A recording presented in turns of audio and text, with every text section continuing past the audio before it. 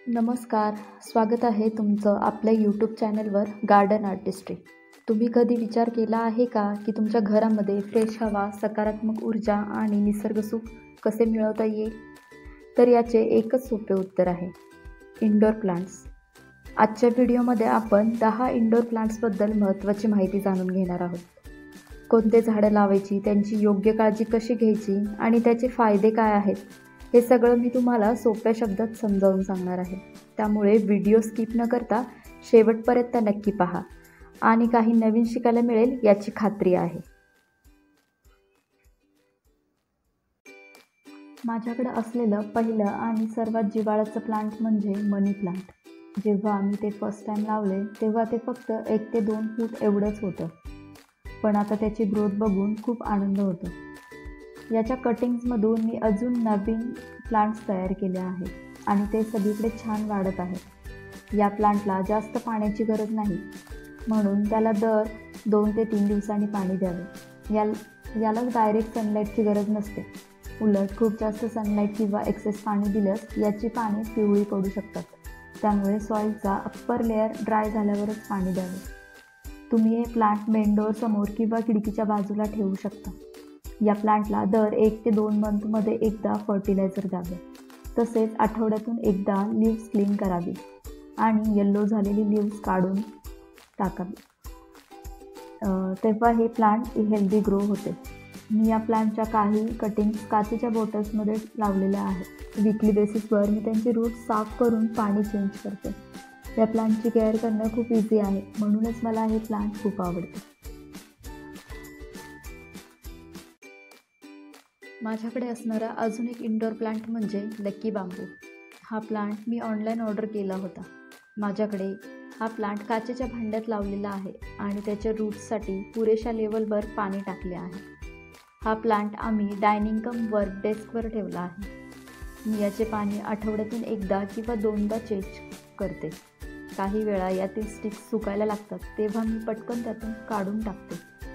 आठवड्यातून एकदा हा प्लांट स्वच्छ करावा आणि महिन्यातून एकदा लिक्विड फर्टिलायझर घालावे.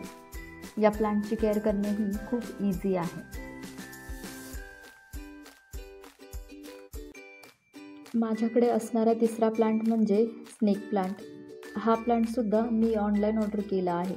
याला इनडायरेक्ट सनलाईटमध्ये ठेवावे, कारण डायरेक्ट सनलाईटमध्ये ठेवल्यास याची पाने करपण्याची शक्यता असते.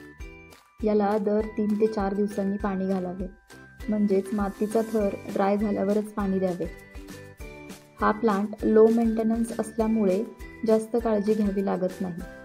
आठवड्यातून एकदा याची पाने स्वच्छ करावे, जेणेकरून त्यावरील धूळ निघून जाईल आणि फोटोसिंथेसिस व्यवस्थित होईल.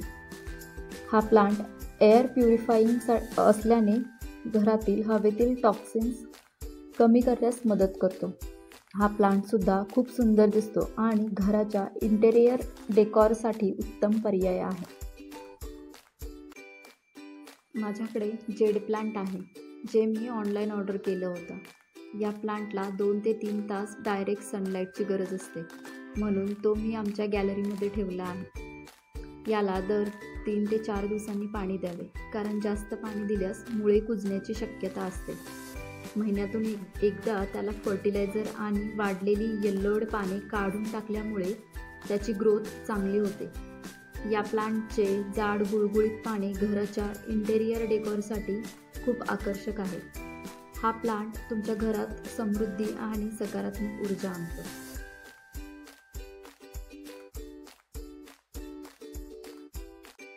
माझ्याकडे पुढचा प्लांट आहे मॉन्स्टेरा डिलिसियोसा. याची पाने स्विस चीज सारखी दिसतात, ज्यामुळे त्याला स्विस चीज प्लांट असं म्हटलं जातं. मी हे प्लांट गॅलरीच्या बाजूला असलेल्या आकर्षक कुंडीत ठेवले आहे, जिथे भरपूर इनडायरेक्ट सनलाईट येतं. याला जास्त पाण्याची गरज नाही. 3 ते 4 दिवसातून एकदा पाणी घालावे. त्याची पाने स्प्रेयरने स्वच्छ करावी आणि येल्लोइश झालेली पाने काढून टाकल्यामुळे त्याची ग्रोथ खूप छान राहते. महिन्यातून किंवा 2 महिन्यातून एकदा फर्टिलायझर द्यावे. हे प्लांट हवेतील टॉक्सिन्स कमी करतं आणि घरामध्ये खूप छान दिसतं. हे प्लांट एरियल रूट्स देखील तयार करते, ज्यामुळे तो क्लाइंब करू शकतो किंवा सपोर्ट मिळाल्यास ट्रेनिंग करता येतो. याला वेल ड्रेनिंग सॉईल आणि मॉडरेट ह्युमिडिटी आवश्यक आहे. त्यामुळे दर काही वर्षांनी रिपोर्टिंग केल्यास त्याची वाढ अजून चांगली होते. हा स्लो ग्रोईंग प्लांट तुमच्या घरातील एअर क्वालिटी सुधारण्यात आणि वातावरणाला रिफ्रेश ठेवण्यास मदत करतो. माझ्याकडे पुढचा प्लांट आहे डम्केन दिफेनबाकिया. हा प्लांट मी नर्सरीमधून घेतला आहे.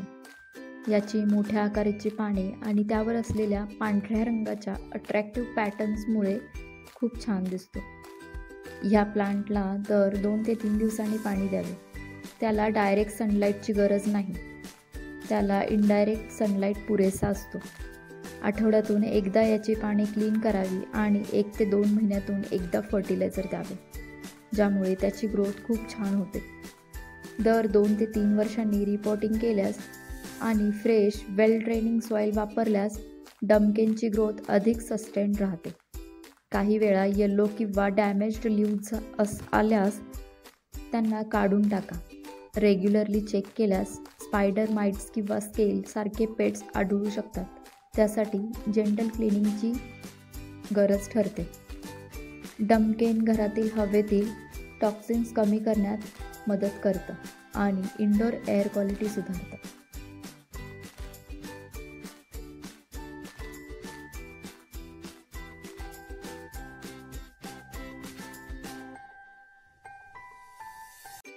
मी तुमच्यासमोर इंट्रोड्यूस करणार आहे माझा सर्वात फेवरेट प्लांट रबर प्लांट. हे प्लांट तुमच्या घराला अट्रॅक्टिव्ह आणि व्हायब्रंट पानांनी सुंदर बनवते आणि ते खूपच लो मेंटेनन्स आहे. या प्लांटला दर आठवड्यातून एकदा 2दा वॉटर द्यावे. लक्षात ठेवा, एक्सेसिव्ह वॉटर दिल्यास रूट रॉट होऊ शकतो. म्हणूनच मातीचा अप्पर लेअर पूर्णपणे ड्राय झाल्यावरच वॉटर द्या. जर पानांवर धूळ जमा झाली असेल तर ते स्वच्छ क्लोथने जेंटली वाईप करावे, ज्यामुळे पानांची नॅचरल शाईन कायम राहते आणि फोटोसिंथेसिस प्रोसेस इफिशियंटली चालते. या प्लांटला खूप कमी जागेची गरज आहे, त्यामुळे ते छोट्या अपार्टमेंटमध्ये किंवा ऑफिसमध्ये सहज बसते. ते इनडायरेक्ट सनलाईटमध्ये उत्तम वाढते, त्यामुळे डायरेक्ट सनलाईटची आवश्यकता नाही. फक्त होम डेकोरसाठीच नव्हे तर हे प्लांट एअर प्युरिफिकेशनसाठीही खूप युजफुल आहे. ते नेक्स्ट प्लांट आहे अरेका पाम. हे प्लांट तुमच्या घराला एक ट्रॉपिकल आणि फ्रेश लुक देतं आणि त्याचे लॉंग फेदरी फ्रॉन्ट्स खूपच अट्रॅक्टिव्ह दिसतात. हे प्लांट एक वेल व्हेंटिलेटेड कोपऱ्यात ठेवावे, जिथे त्याला भरपूर इनडायरेक्ट सनलाईट मिळतो. डायरेक्ट सनलाईट टाळावा, कारण त्यामुळे पाने बर्न होण्याची शक्यता असते. अरेका पामला मॉडरेट वॉटरिंगची गरज असते, त्यामुळे फक्त टॉप लेअर ड्राय झाल्यावरच वॉटर द्या, ज्यामुळे ओव्हर वॉटरिंग होण्याचा धोका कमी होतो. या प्लांटला कमी देखभालीची गरज आहे. मी दर आठवड्याला एकदा पाणी देते आणि आवश्यक असल्यास महिन्यातून एकदा लाईट फर्टिलायझर वापरते, ज्यामुळे त्याची ग्रोथ मेंटेन राहते. जर पाने थोडीशी डस्टी झाल्यास स्वच्छ क्लोथने जेंटली पुसून घ्या. अरेका पाम फक्त घराच्या इंटेरियर डेकोरसाठीच नाही, तर त्याच्या एअर प्युरिफाईंग गुणधर्मांमुळे तुमचे लिव्हिंग स्पेस हेल्दियर देखील बनवतो. तो नॉन टॉक्सिक असल्यामुळे मुलं आणि पेट्ससाठीही सुरक्षित आहे.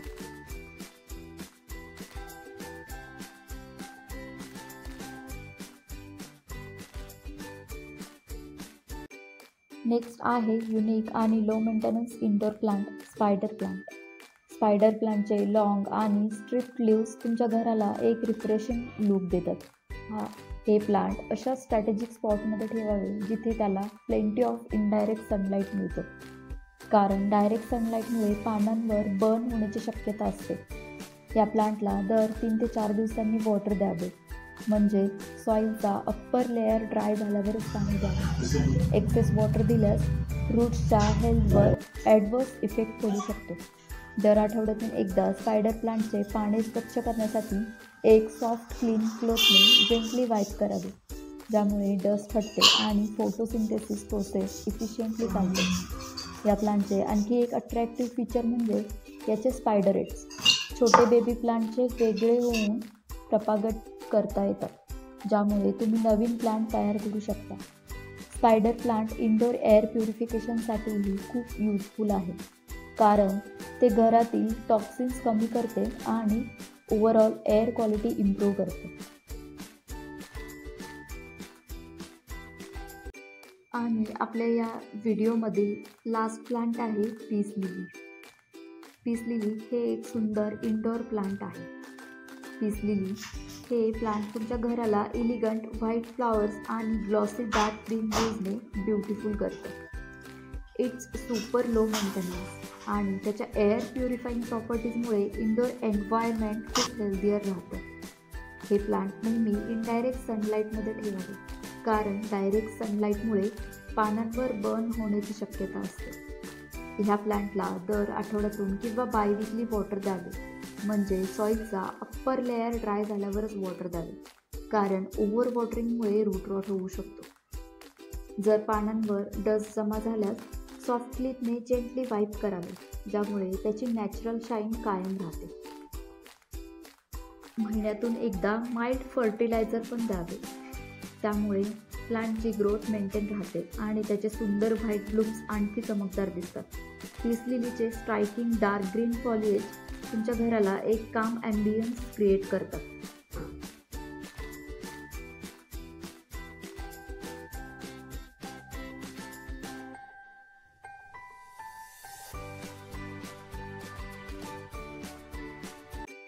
तुमच्याकडे कोणते इंडोर प्लांट्स आहेत ते मला नक्की कळवा. तसेच जर तुमच्याकडे काही नवीन टिप्स आणि ट्रिक्स असतील तर कृपया कमेंटमध्ये सांगायला विसरू नका.